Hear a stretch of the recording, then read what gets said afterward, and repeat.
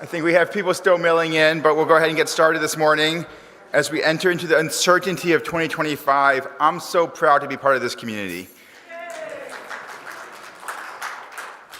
I'm Tom Fitzpatrick. I'm a board member here at the First Unitarian Universalist Church of Richmond, and we welcome you this morning. We are a community of many faith journeys and beliefs committed to being deliberately diverse and fully inclusive. You are welcome here. I use he, him pronouns.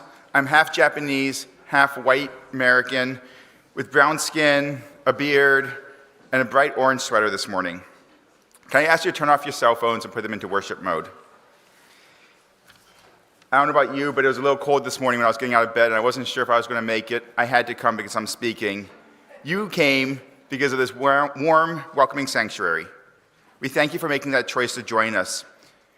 We welcome you and hope that you find something here that touches your heart, lifts your spirit, and helps you deepen your own spiritual practice, your own ministry. For this congregation, one of the ways we work towards our goal of being radically inclusive community is through the practice of shared ministry, where we all contribute our gifts, work towards a shared mission, and through shared covenant. Thank you for being here this morning. May we be connected during a time of peace, healing, and inspiration.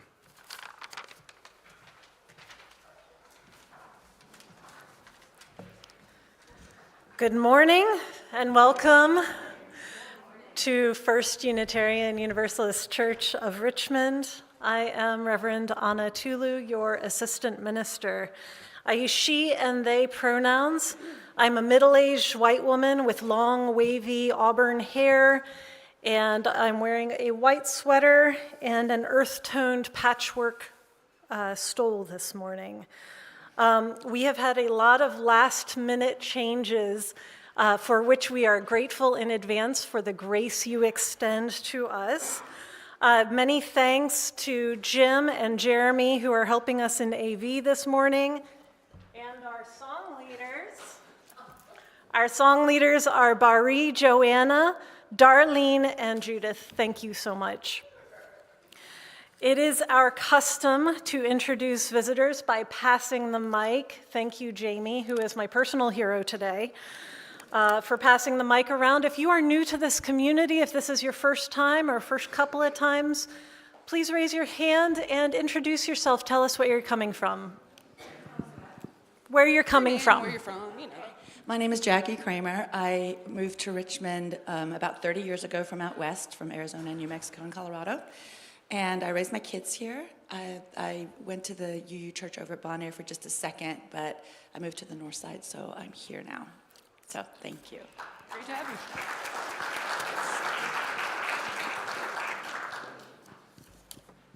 Good morning. Hi, I'm Carolee Shank. I've been in Richmond about 10 years. I used to go to the UU Church in Norfolk, Virginia. It's been a while. I've been to the UU Church over in Glen Allen. I'm now living in Chesterfield, but it's been a while, so here I am. Welcome.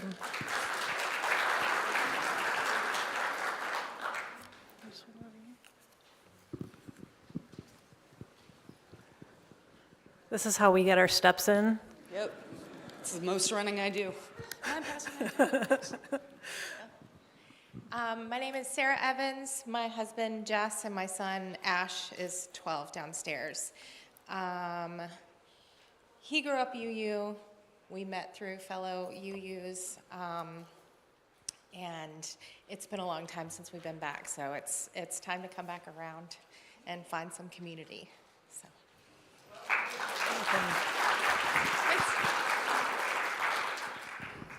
Good morning. Good morning, my name is Kathy Gleason.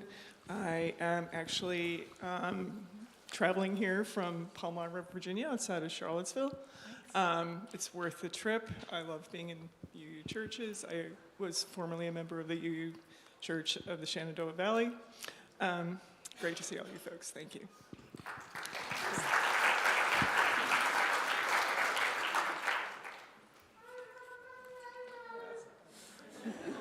Well put. And now we get to greet one another. Please rise as you are able and wanting to greet the people around you, someone you haven't met before or an old friend. And for those online, feel free to introduce yourself in the chat.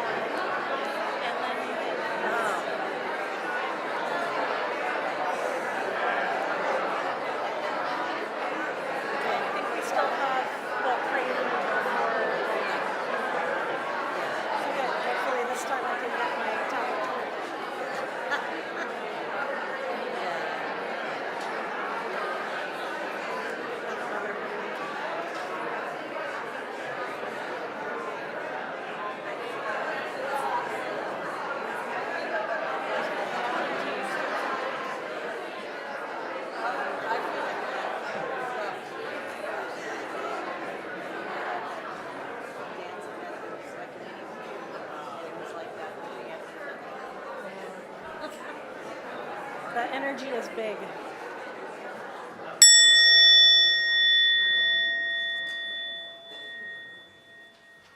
Good morning. I'd like to introduce Elliot Norman to play our prelude this morning. Please enjoy Summertime by George Gershwin.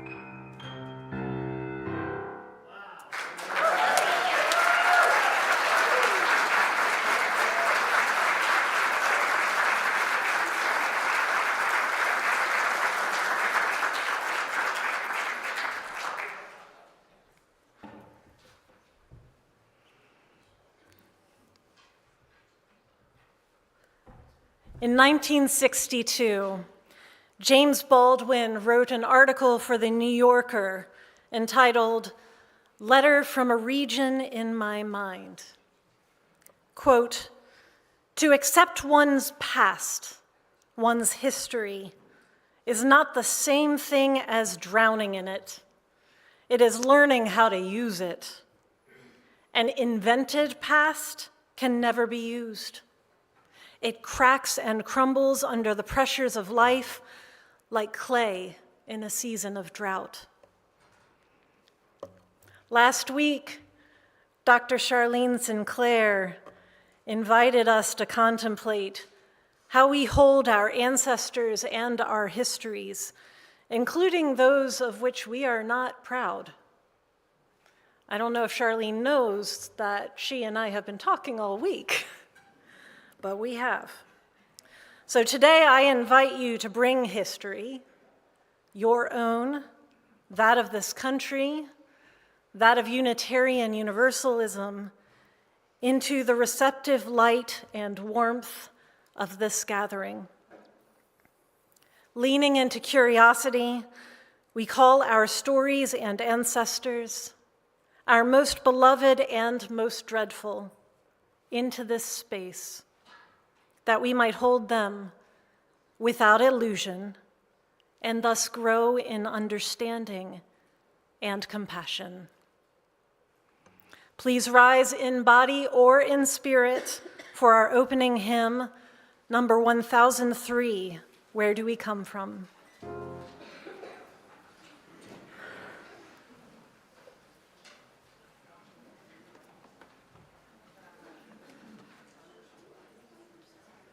There it is.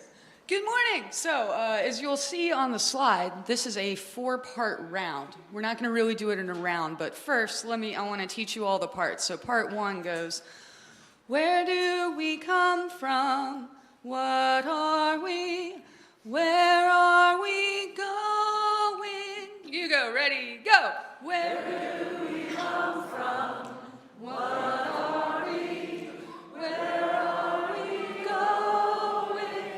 The second part, y'all want to do the second part real quick? Can you do it real quick? Real quick? Yeah, just so they can hear it. Where do we come from?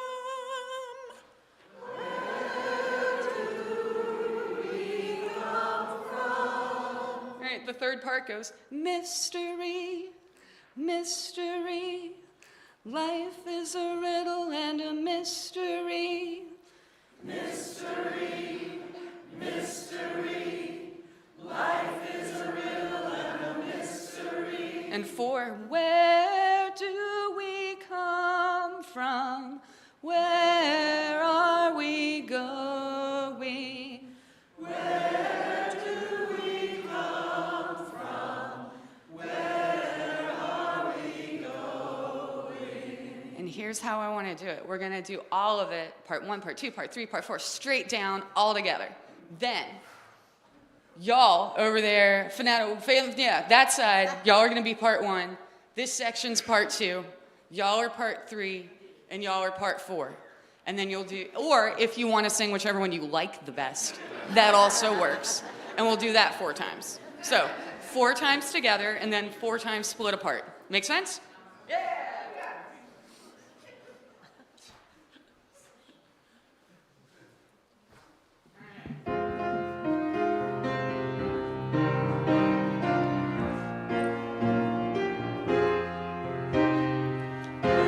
Where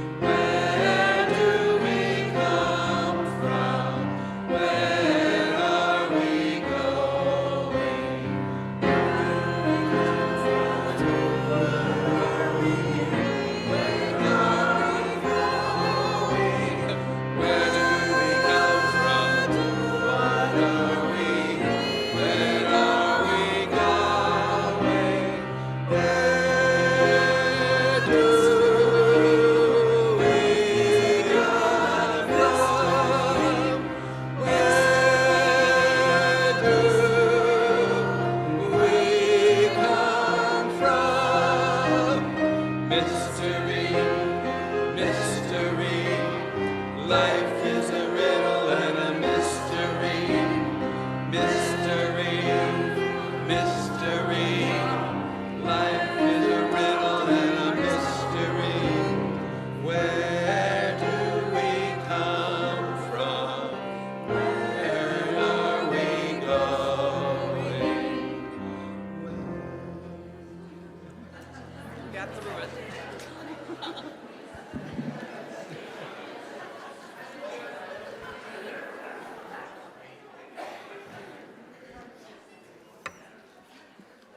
That was amazing. So I'm Hayat Bain, and I'm the worship associate for this morning. And I have kind of a mixture of dirty blonde hair and silvery gray hair. And I'm my skin is tannish pink, European descended, and a lavender sweater, black bottoms, and snowflake jewelry. So that's that. So this first reading is from Cole Arthur Riley's To the Keepers of Stories from the book Black Liturgies. In a country that is so staunchly delusional about its own history, so committed to a collective amnesia, it is a feat to remember rightly. Maybe you've known how it feels to have someone rewrite history or make you question your own memory. You know the danger of the oppressor turned historian, of countries that have buried corpses in unmarked graves, hoping no one would even uncover what lies beneath. That our memory has survived at all is a miracle. Remembering is no small act of defiance. My grandma knew pain as her mother did, and her mother's mother. But whatever integrity and beauty lived in them survives in me. Toni Morrison compared memory to the Mississippi River, which had been redirected and straightened out by humans to make room for houses and carriages, but still floods the places it once was. Floods in the word they use, but in fact it is not flooding. It is remembering where it used to be. All water has a perfect memory and is forever trying to get back to where it was. I'm learning to follow the water, to take the time to retrace and reclaim what once was, not just for my own sense of self, though this is part of it, but because I'm not convinced that we will survive without habits of remembrance. When our individual memory wanes, collective memory must be our flood. So I'm inviting Finetta Pearson to the stage to share about Share the Plate, the one voice chorus. Thank you.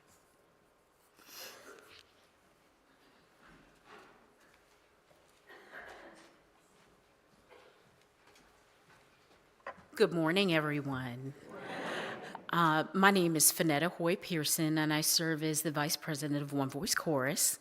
And in keeping with your precedent this morning, I am a short, African-American descended female with short hair. My pronouns are she, her. On behalf of One Voice Chorus, I thank you for hosting us today, and for the many years that First UU has provided us hospitality and collaborated with us on our mission. The truth is, unfortunately, or fortunately, we just kind of outgrew your love and dedication to seeing us, seeing us grow, just kind of grew us out of your space. So we are sorry to leave you, but so excited that you all continue to embrace us, and every time we return, we feel so welcome. Our mission is to sing the beauty and the power of diversity, and by demonstrating that there's so much more that unites us than divides us. We provide choral mission, we fulfill our mission by presenting a musically diverse range of repertoire and choral performances to people in Central Virginia through our large member choruses, which we have several of each year, and we also have smaller chorale performances throughout the city. We collaborate with a range of congregations, related cultural and arts partners, schools, and civic groups to bring that beauty through music to everyone that we encounter. The chorus began in 2001, and by 2004, we were incorporated as an independent 501c3 charitable organization. We are primarily a volunteer organization, and we are led by an elected governing board and supported by part-time contractors, an artistic director, our managing director, who is Stan Orchowski over here, and our accompanist, Jamie. Thank you, Jamie. Each year, close to 200 non-audition singers participate in one or all of our 3 concerts. And this past fall, we hosted over 150 singers, so many that we had to break our concert into 2 performances on 2 different days. So your love and the care that you have invested in the beginnings of One Voice Chorus are still being felt. Your generosity in selecting us for your Share the Plate program for the month of January has come at such a great time. We need your support, and we appreciate you giving confidence in the mission that we choose to carry throughout Richmond. I appreciate the fact that we are so aligned in so many areas as we partner in bettering Richmond together. Thank you so much. We look forward to seeing you all again. We will be here. Our chorale will be partnering with you in song on the 19th, Sunday the 19th of this month, and we look forward to singing with you again. Thank you so much.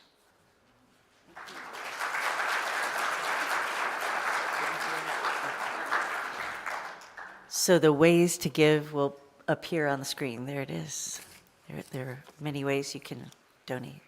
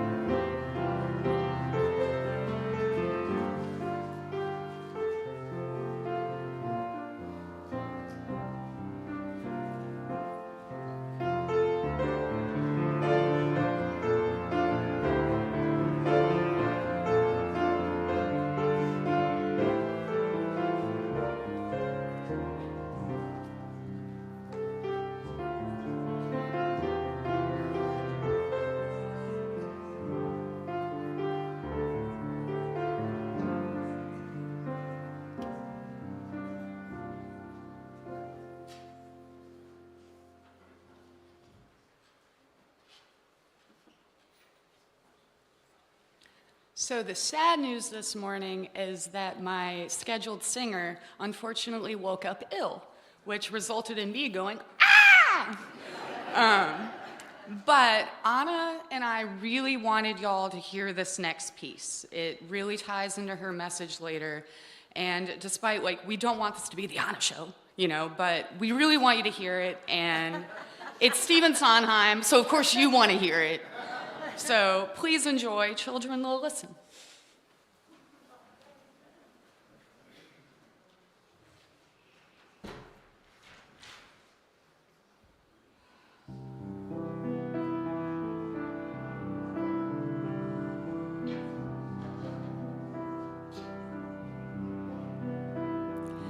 Careful the things you say, children will listen. Careful the things you do, children will see and learn. Guide them along the way, children will glisten. Children will look to you for which way to turn, to learn how to be. Careful before you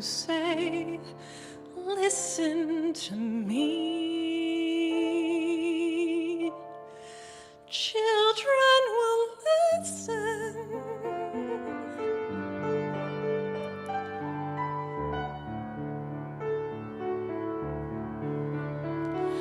Careful the wish you make. Wishes are children. Careful the path you take.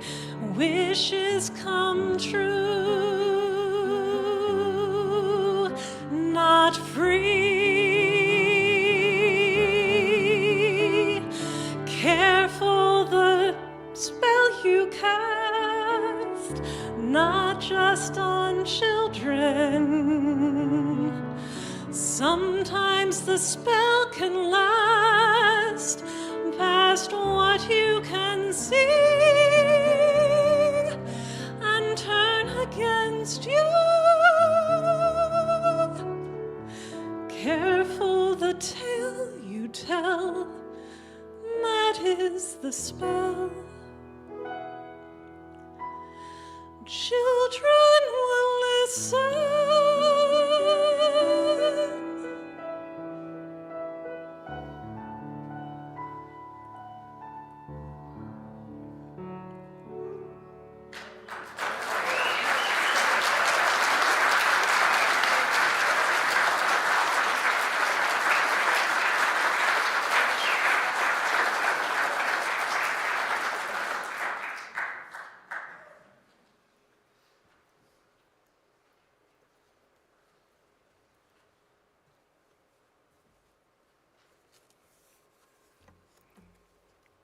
Y'all allow me a little breath right now?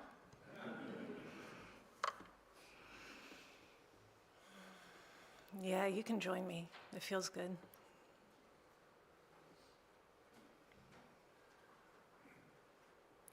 Utah Phillips is one of my chosen ancestors. He was a great storyteller, songwriter, self-proclaimed anarchist, hobo. He made this album with Ani DeFranco to collect some of his stories and meanderings called The Past Didn't Go Anywhere. And this reading is from one of his stories from that album called Bridges. Time is an enormous, long river, and I am standing in it, just as you are standing in it. My elders are the tributaries, and everything they thought, and every struggle they went through, and everything they gave their lives to, and every song they created, and every poem that they laid down flows down to me. And if I take the time to ask, and if I take the time to see, and if I take the time to reach out, I can build that bridge between my world and theirs. I can reach down into that river and take out what I need to get through this world. Bridges. Bridges from my time to your time, as my elders from their time to my time, and we all put into the river and we let it go and it flows away from us until it no longer has our name, our identity. It has its own utility and its own use. And people would take what they need and make it part of their lives.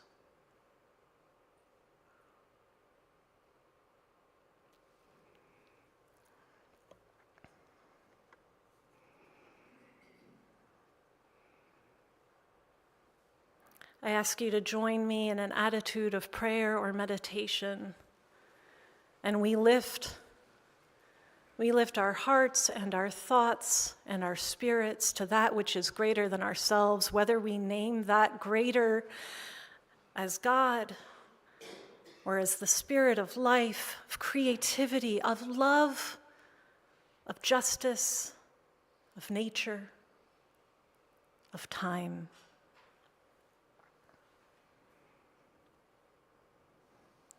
We ask that which is greater than us to help us to make space in the center of our beings and in the center of this community and the center of the wider world for love. And we honor all of the love and life that is in this room and joining us online. And we know that where there is love, there is grief. And there is room here for that too. And we know that where there is love, there can be anger.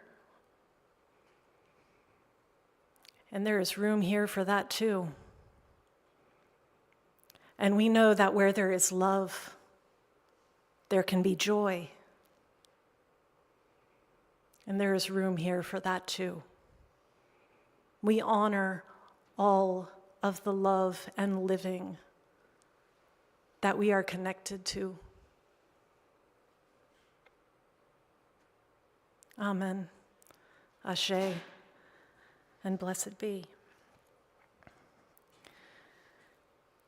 Please remain comfortable and join us in singing number 1023, Building Bridges.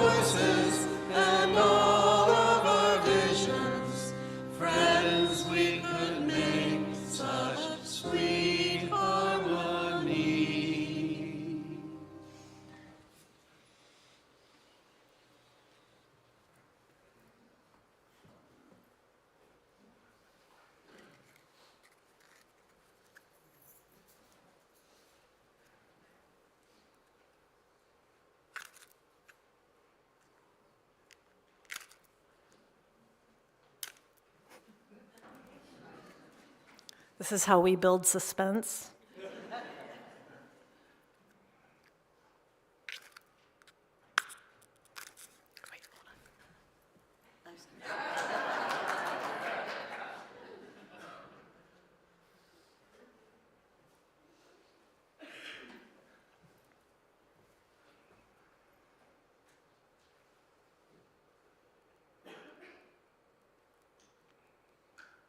The striking of a match. Friction, allegedly,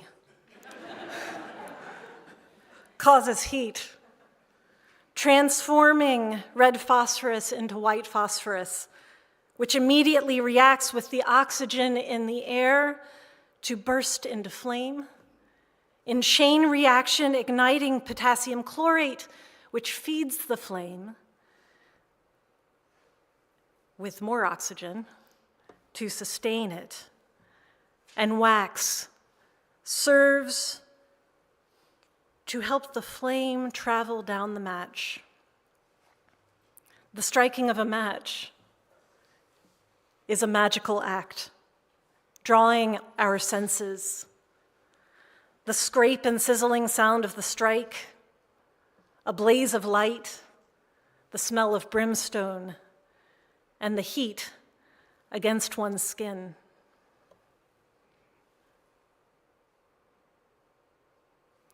The lighting of the chalice has been a common ritual in UU since the 1980s.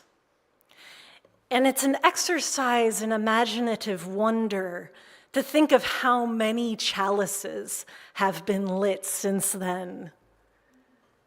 In sanctuaries, in boardrooms, in classrooms, in Zoom rooms.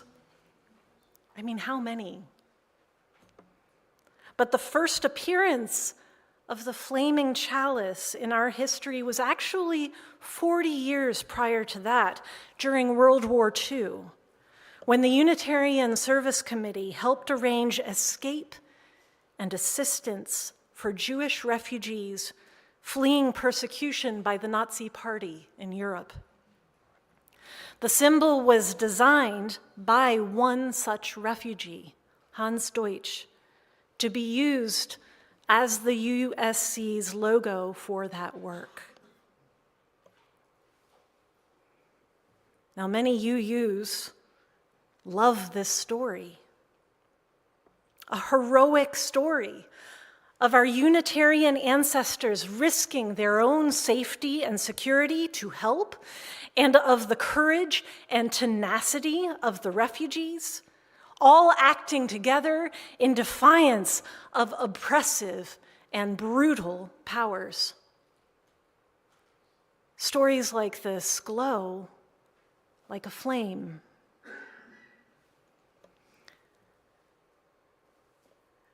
It is often a source of comfort to remember the good done by those who came before, to remember our ancestors as heroes of great virtue. When we honor the best of who they were, it makes us feel good about who we are. That being the case, I can understand the urge and the tendency to erase or minimize the mistakes of one's ancestors. And if the mistake or harm were too great, folks often prefer to forget them, to erase them, or to cast them out as villains.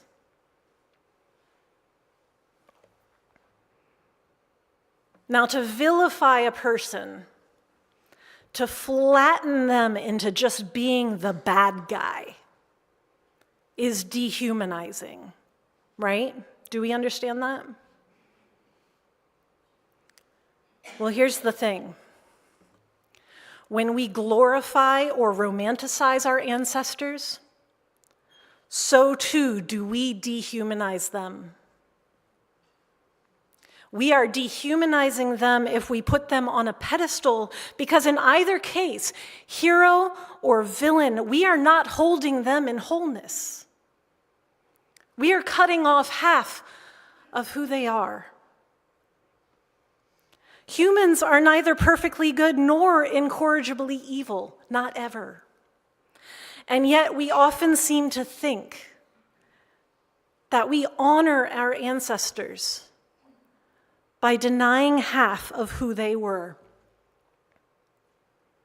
If we accept that we are the legacy of all who came before, that we are inextricably connected to all who came before, denying half of who they were also means denying half of who we are.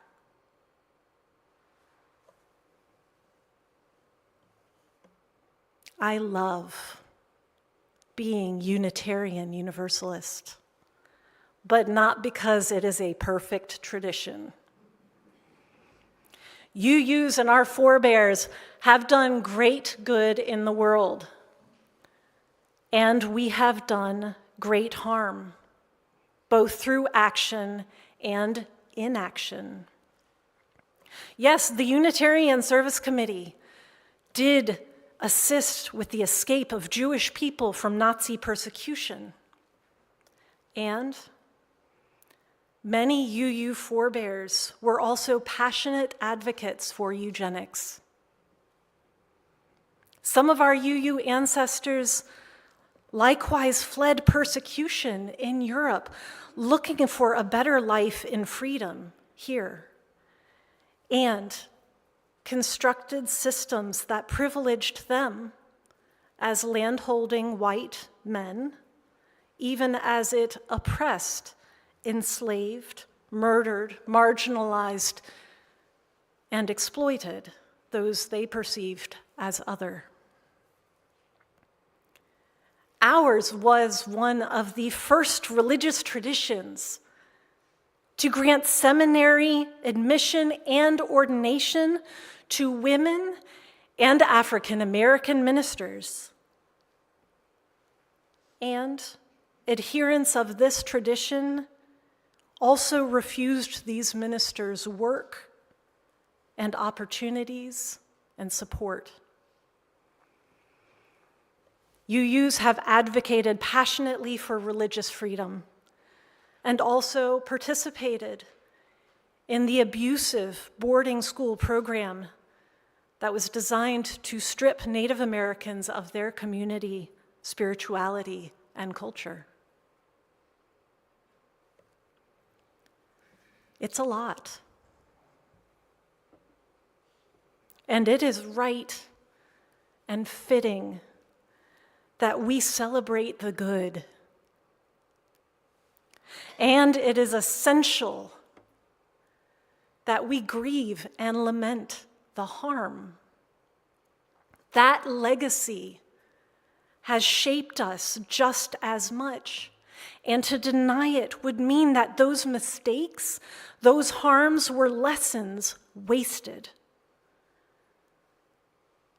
We do neither love nor honor to our ancestors by denying half of who they were.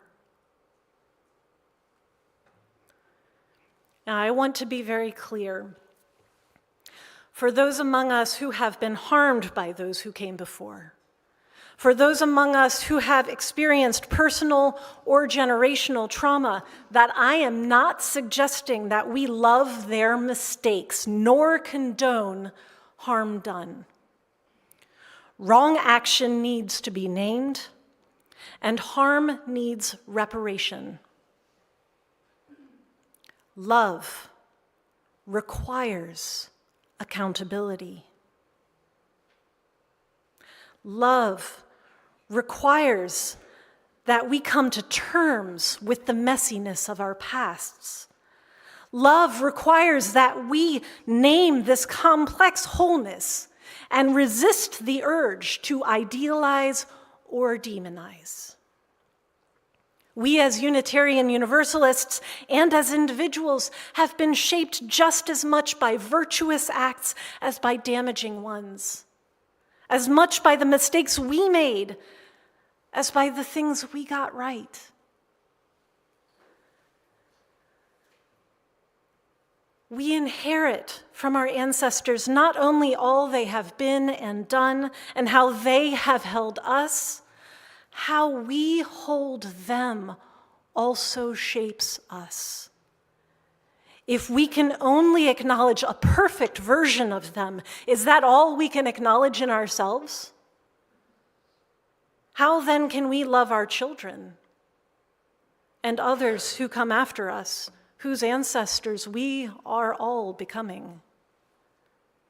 If we deny half of who our ancestors were, we deny half of who we are.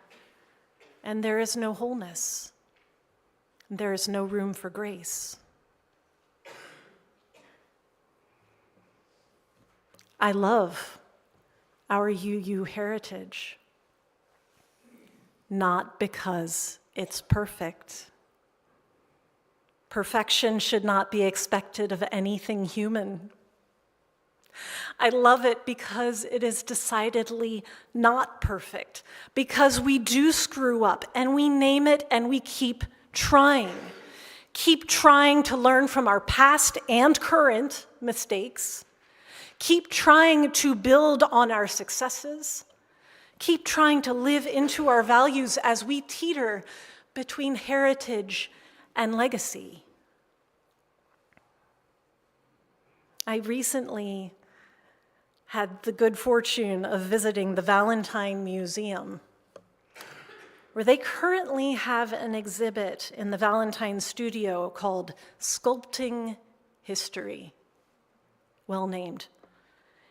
In this exhibit, the museum named explicitly how the museum's namesake and founder, who was Edward Valentine, He was a famous artist and sculptor whose monuments have been all over the city and included the Jefferson Davis Monument that was not so long ago pulled down. Edward Valentine's work contributed to the rebranding, rewriting of the history of the Civil War, to cast Confederate supporters as heroes, erasing the real horror and importance of slavery, and claiming that the war was really about states' rights. This mythical history was called the Lost Cause. I didn't know it even had a name until I went to this exhibit, although I knew about the rewriting. And it was a version of this lost cause mythology that I remember from my own school days here in Richmond. The lost cause myth was deliberately and carefully constructed and maintained using education, news media, religion, art, and of course, violence. And experiencing this exhibit filled me with a hot, bright hope. And hope is not a word I use lightly. The museum did not try to paint Edward Valentine as perfect or heroic. It did not try to minimize his racism or the harm perpetrated by him through his art. Yet it also resisted demonizing him. Instead, it named the harm, offered context, educated about the ongoing impact of this legacy and the responsibility all of us bear for the stories we tell, the stories we repeat without questioning them. That is how it's done. An erased history brought back into the open to shape a better future, to transform that legacy. As we heard in the reading from Cole Arthur Riley earlier, that our memory has survived at all is a miracle. Remembering is no small act of defiance.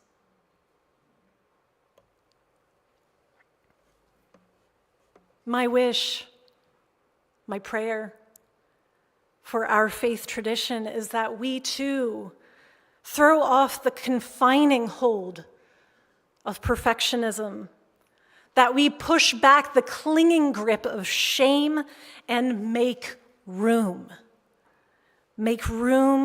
to bring love into the center, love without illusion.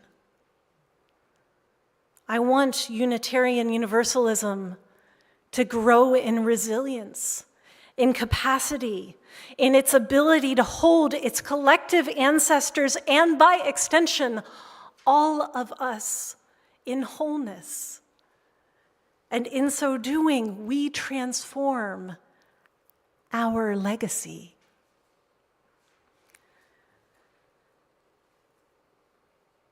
When you use Light the Chalice, our chalice lighting words often focus primarily on the light, the warmth, the flame, the fire. The striking of a match is a magical act. But the chalice is just as important. It is a vessel, open and receptive, capable of holding whatever we put into it, all of it, all of us. And it is from this authentic wholeness that grace can bloom. Amen. Ashe, and blessed be. I invite you. Oh, wait, we have special music. Last minute changes, y'all. And thank you, Jamie. Yeah. Because, like I told y'all earlier, we had to put things together last minute. So this song, it's not really a lullaby, but, my kids didn't know words, so I used to sing it as a lullaby to them. But I think it's a really gorgeous piece about just self-reflection. And anyway, I'll let y'all have it. Oh, dear.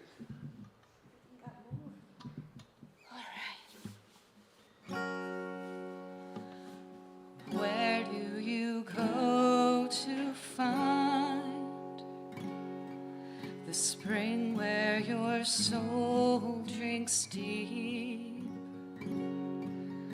Tell me, is the water there bitter or sweet? Tell me, is the water there bitter or sweet? Does the water restore your heart? Does it fill you up at the center so that something of your essence flows out to this thirsty world, so that something of your essence flows out to this thirsty world? Where do you go to find the spring where your soul drinks deep? Tell me, is the water there bitter or sweet? Tell me, is the water there bitter or sweet?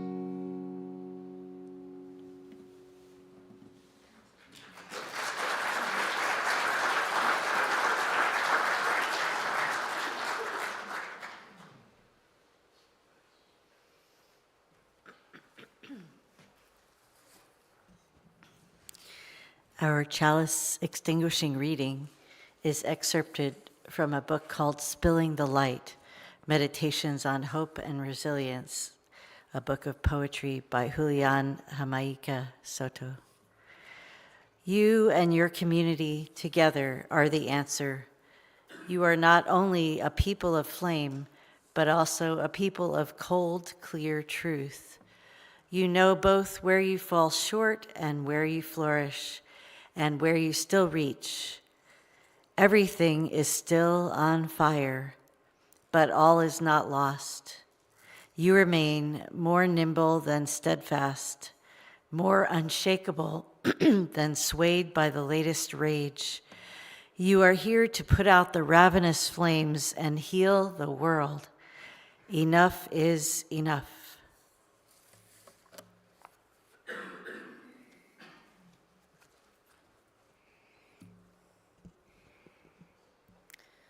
Our benediction is from Cole Arthur Riley from Black Liturgies. God who remembers. We are grateful for all the ways this world echoes with memory. Ancient etches in stone, gorges carrying the shape of water. Make us a people of deep remembrance. In a world that would be content to have us forget our own names, keep them on our tongue. Keep our mothers and grandmothers and great-grandmothers' names near to us, not that we would idealize them, but that we would practice an abiding reverence for all that has formed us.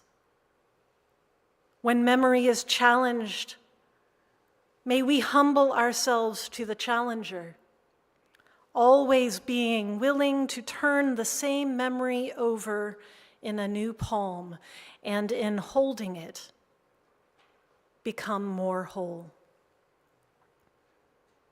Amen. Ashe and blessed be.